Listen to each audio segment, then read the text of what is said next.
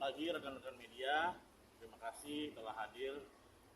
Hari ini saya selaku lawyer Haji Ahmad, selaku kuasa hukum dari Bapak Henry Kurniadi alias John LBF dan juga Bapak Parlemen Sabar Lumban Tobing, hari ini ingin menyampaikan perkembangan kabar dari laporan kami yang kami telah laporkan pada tanggal 12 Juni 2023 mengenai pasal 32 Undang-Undang ITE dan juga perlindungan data pribadi, pasal 67 Undang-Undang 27 tahun 2022, di mana kami telah mendapatkan surat bahwa tanggal 18 Oktober kami telah mendapatkan bahwa adanya pemberitahuan penetapan tersangka kepada Arif Edison yang saat ini pada tanggal 30 kemarin ya, hari Senin telah ditangkap dan hari ini sudah ditahan.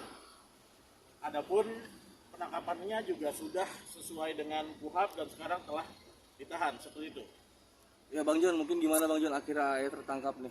Mungkin saya kasih kesempatan ke Pak Sabar sebagai pelapor untuk yang ini karena perlu saya pertegas, saudara Arif Edison ini ditangkap dan sudah ditahan untuk laporan yang dilaporkan oleh Pak Sabar. Ya, kalau yang laporan saya masih dalam proses ya, dia tapi sudah tersangka. Silakan Pak Sabar. Oke, selamat siang rekan-rekan media. Saya bersyukur secara pribadi mengucapkan terima kasih juga kepada pihak kepolisian yang sudah bekerja dengan tidak lurus ya terkait dengan laporan yang saya buat di Polda Metro ya, di mana Arif Edison sudah ditangkap ya, sekali lagi sudah ditangkap, bukan menyerahkan diri tapi ditangkap dan sudah ditahan ya. Saya mengucapkan terima kasih juga untuk Pak Maci dan juga Bang John LBF yang kita fokus bahwa memang ini menjadi pelajaran yang berharga untuk yang lain ya, untuk berhati-hati dalam menyampaikan informasi apalagi yang bukan haknya ya, yang bukan haknya membuka data, menyebar data, informasi pribadi. Dan secara pribadi saya sangat keberatan dengan dibukanya data informasi pribadi saya ke pihak yang publik. Seperti itu. Sejauh ini sudah bertemu dengan beliau belum Bang? Karena sejauh ini belum. Maksud dan tujuannya dia membuka data tersebut? Saya belum tahu. Belum. Ada merasa puas akhirnya bertahan, gimana Bang? Ya, Assalamualaikum warahmatullahi wabarakatuh. Saya John LBF sangat mengucap syukur kepada Allah Subhanahu wa Ta'ala, kebenaran ditunjukkan ya, yang seperti yang disampaikan tadi oleh Bapak Maci Ahmad selaku kuasa hukum kami dan Pak Sabar selaku pelapor atas Arif Edison yang alhamdulillah akhirnya sudah ditangkap dan ditahan. Jadi artinya kalau ditangkap kan dia dijemput ya, kemudian statusnya sudah menjadi tahanan ya, artinya udah pakai baju oranye gitu kan ya. Ini untuk apa sih teman-teman, kok Pak Sabar, John LBF mau sih repot-repot memperkarakan ini ya? Terus terang proses hukum ini juga banyak menyita waktu, pikiran ya. Akan tetapi perlu saya pertegas sekali lagi teman-teman, Indonesia adalah negara hukum ya, institusi yang berwenang untuk melakukan penegakan hukum, melindungi hak-hak warga negaranya adalah institusi Kepolisian Republik Indonesia. Kita pun dilarang keras untuk main hakim sendiri. Oleh sebab itu, saya dan Pak Sabar mempercayakan penuh, sangat percaya dengan yang namanya institusi Kepolisian Republik Indonesia. Ya, dan terbukti laporan kami tidak nol besar seperti yang disampaikan Arif Edison di awal-awal. John LBF mah laporannya nol besar, Pak Sabar laporannya nol besar. Tidak ada nol besar. Kepolisian Republik Indonesia tegak lurus. Kalau Anda bersalah, ditemukan peristiwa pidananya, percayalah masyarakat Indonesia, Anda akan mendapatkan keadilan. Saya sampaikan ini. Ya, jadi Arif Edison ini ditangkap dan ditahan atas dugaan pasal 32 Undang-Undang ITE, ya, di mana yang bersangkutan ini tanpa hak mentransmisikan data-data pribadi Pak Sabar dan saya ke area publik. Jadi data-data private dipublish ke area publik, itu jadi konsumsi publik, gitu ya teman-teman. Kalau yang saya dapat informasinya dari Pak Maci selaku kuasa hukum saya, ini ancamannya tidak main-main teman-teman. Ancaman penjaranya ini maksimal 10 tahun penjara, gitu ya teman-teman. Ini sangat penting, bisa menjadi lagi catatan sejarah untuk pembelajaran ke publik, ke masyarakat, khususnya generasi milenial yang sekarang lagi heboh-hebohnya media sosial, ada TikTok, ada Instagram dan lain-lain.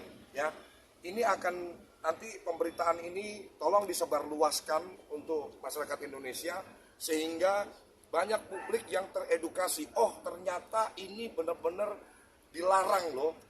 Data pribadi itu nggak boleh asal di-share ke publik tanpa persetujuan, tanpa hak.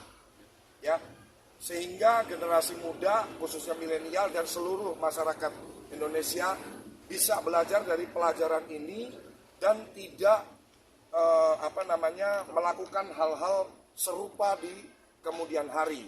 Saya sampaikan teman-teman semuanya untuk masyarakat Indonesia juga, tolong kita mulai hari ini, mulai detik ini perbanyak karya, banyakin kerja, ya, gak usah cari-cari masalah sama orang lain. Gitu. Ngapain sih gitu? Hidup yang paling enak itu ketika kita tidak punya masalah sama orang lain. Ya, dunia ini terlalu sempit ketika kamu banyak teman. Tapi dunia ini menjadi sangat luas ketika kamu banyak musuh. Gak tahu musuhmu di mana aja gitu. Tapi kalau kamu punya banyak temen, lagi nongkrong, oh ternyata kamu temennya si ini ya, oh iya ya sempit banget, selebar daun kelor aja. Tapi kalau lu perbanyak musuh, ya dunia ini luas, jadi was-was kita kemana-mana, waduh, ada nggak di sini musuh saya? Ada nggak di sini musuh saya? Kayak gitu teman-teman ya. Jadi saya berharap ini benar-benar saya mau dan Pak Sabar benar-benar mau meluangkan waktu untuk ngurus masalah ini, untuk benar-benar memberikan edukasi terhadap masyarakat Indonesia, ya, bijaklah dalam bermedia sosial. Media sosial itu butuh yang namanya rasa tanggung jawab, memiliki kebijaksanaan, memiliki kedewasaan. Jadi sebelum Anda memposting, sebelum Anda membagikan itu di media sosial, Anda timbang-timbang dulu, Anda cari dulu referensi, Anda cari dulu literatur-literatur yang bisa meyakinkan bahwa ini boleh Anda posting, ini tidak boleh Anda posting. Kurang lebih demikian. Mas Sabar, mungkin Bang John, mungkin jika dikasih kesempatan untuk bertemu dengan tersangka, apa yang mau disampaikan ke dia? Jadi sebetulnya beberapa waktu lalu saya ada ketemu dengan istri, ya, istri dari tersangka Arif Edison. Ada melalui pihak ketiga yang mendatangi meja saya, menyampaikan ada nggak sih Pak kemungkinan untuk mungkin bisa bermediasi atau mungkin berdamai. Saya kasih gambaran demikian terhadap pihak ketiga itu. Duduk di meja saya, ada pengacara saya yang mendengar. Alhamdulillah hari ini saya yang dulunya pengangguran, tukang main burung 7 tahun, sekarang punya 8 perusahaan. Ya, yang terbaru Caper Chicken kolaps dengan Basuki Surojo. Ya, saya punya 200 lebih ya, hampir 250 karyawan. Kita mau buka cabang juga di Surabaya di Spasio Tower. Ya, yang harus saya dan Pak Sabar biayai, tanggung jawabin. Jadi kalau bicara materi, saya bersyukur pada Allah Subhanahu wa taala saya diberi banyak kenikmatan. Jadi kalau untuk materi status saat ini John LBF gak butuh uang. Ya, saya pertegas gitu ke pihak ketiga ini. Jadi menurut saya Pak, harta yang ada di dunia ini bukan mobil mewah, bukan rumah mewah, tapi yang paling saya anggap nilainya paling harganya tinggi dan priceless adalah namanya nama baik. Ya. Jadi kalau untuk jalur mediasi dan lain-lain, saya kira Bapak bisa simpulkan sendiri, dan saya berulang kali sampaikan di statement-statement terbuka di hadapan para awak media, bahkan datanya pun ada, bahwa John LBF Henry Kurniadi tidak akan pernah mau mencabut laporan ataupun berdamai terhadap saudara Arif Edison. Ini, nah itu jadi ya. Oke, Bang John.